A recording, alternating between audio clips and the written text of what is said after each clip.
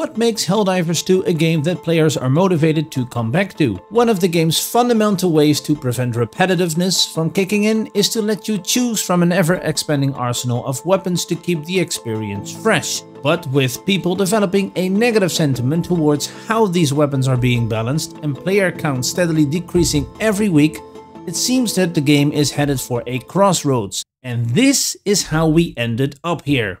On March 6th, Arrowhead introduced patch 01.000.100, containing for the first time ever in Helldivers 2 history, a dedicated section to balancing containing a number of changes to weapon stratagems, including the railgun and shield pack. Lowering the railgun's armor penetration and damage against durable armor parts had a big impact at being able to handle Bile Titans and charges, with players quickly discovering that shots would now ping off their armor. At that time, both these items were considered to be main staples in the then meta loadout, but with the railgun now nerfed due to what Arrowhead deemed to be overperformance, it also exposed the lack of more weapons to compensate for losing the only effective way to deal with these type of enemies. In addition to anti-armor support weapons, people also felt primary weapons were still underperforming, saying all the other guns just tickle the butts and bugs.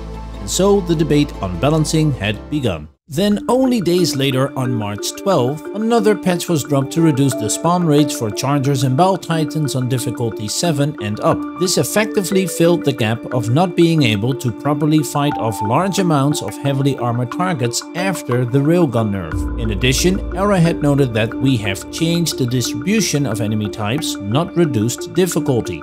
Expect other enemy types to appear in greater numbers instead. Since this was a different balancing approach, not involving direct tweaking to the weapons themselves, this was received by a lot of people as a good solution, with players commenting, "I like this way of balancing," and "Now it feels like I can have fun with the machine gun and napalm eagle strikes again rather than always running railgun plus orbital railgun." It now seemed like balancing was having the right effect in making sure players wouldn't get their gameplay flow disrupted too much. Now, unfortunately, balancing Helldivers 2 is already facing a difficult challenge by design.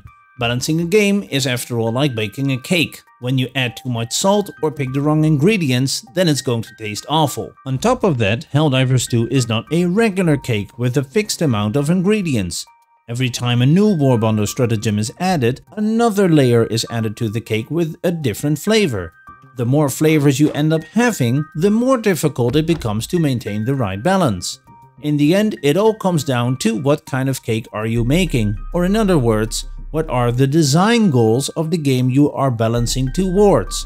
What type of experience, choices and flow do you want to offer your players?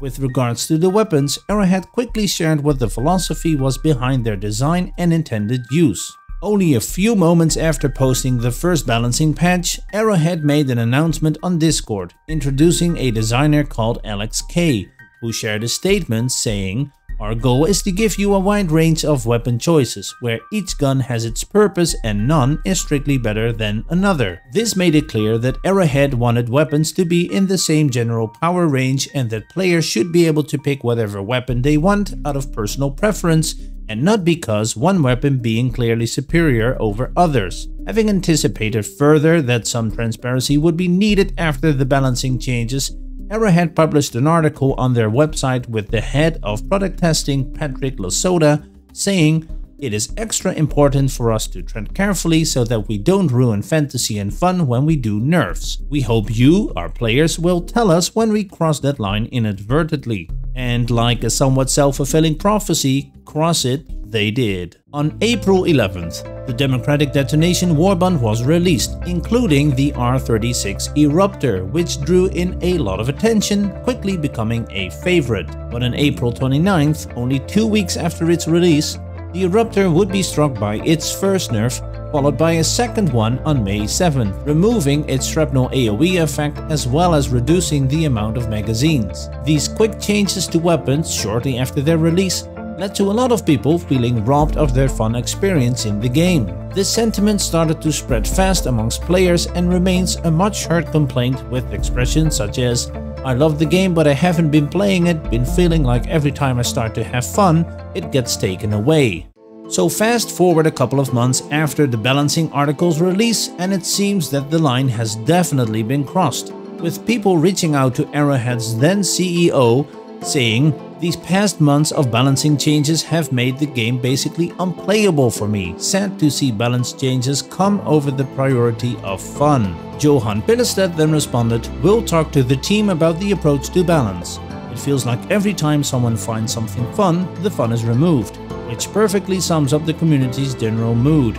Now, people had come to trust and respect Johan for his professional conduct as a CEO, being very open, communicative and approachable as he demonstrated from launch, like when the servers were overloaded. So with Johan now commenting on balancing, this should have given most people the feeling things would be improving. However, as people started to see a light at the end of the balancing issue tunnel, they soon came to realize it wasn't daylight but that of an oncoming train. To make matters worse for the community's anxiety about balancing, it was revealed at the same time that one of the developers in charge of balancing, Alex K, turned out to be the same lead developer that worked on Hello Neighbor 2, which suffered from quite the number of controversial events leading up to its launch at the end of 2022. Alex, who had named himself Alexis the Bringer of Balance on Helldivers 2 public Discord, started getting more publicly involved on Discord after the game's launch. Sarcastic comments that might otherwise be viewed as funny would turn out to be quite ominous after the link to Hello Neighbor 2 had been made. He went on having discussions about balancing with Discord members, and while that might seem like a reasonable thing to do, keeping people in the loop whilst receiving direct feedback, he also suggested that he himself was solely responsible for changes made, saying, "I might have overdone it a bit, but we'll look into that next week," or "I'm deep into analytics." This solidified people's fears that not only was there no real direction for the balancing taking place, other than making every weapon be exactly the same, there was also the possibility that it was all being done based on one person's findings, who turned out to have been making questionable decisions at best for Hello Neighbor 2. But his message about changes to the Eruptor would also bring another problem to light, and that's how much testing was actually being done before releasing new content. Or as one person stated on Reddit, do the devs actually play the game at the higher difficulties? Do they have fun when they do? This altogether made people even more aware of how imbalanced Helldivers 2 had become since launch and would continue to be, even or especially after new content would be added. Because let's not forget, in 1 year from now, in the current pace of releasing content, 12 warbonds, or 12 layers of cake flavor, if you will have been added, meaning 36 new primary weapons, 12 grenades and 12 pistols, making the balancing across the board even more difficult. It seems like an impossible task, all things considered. However, a few days after Johan had commented on talking to the team regarding balancing, it was confirmed on the Helldivers 2 Discord that there would be a major focus on balancing and making things good. This alone made people hopeful for the road ahead when it came to balancing, saying, "I'm really looking forward to some changes in the balancing methodology, excited to see what this entails, and that's the only reason I'm still playing." And then on May 22nd, something happened that nobody in the player community had expected.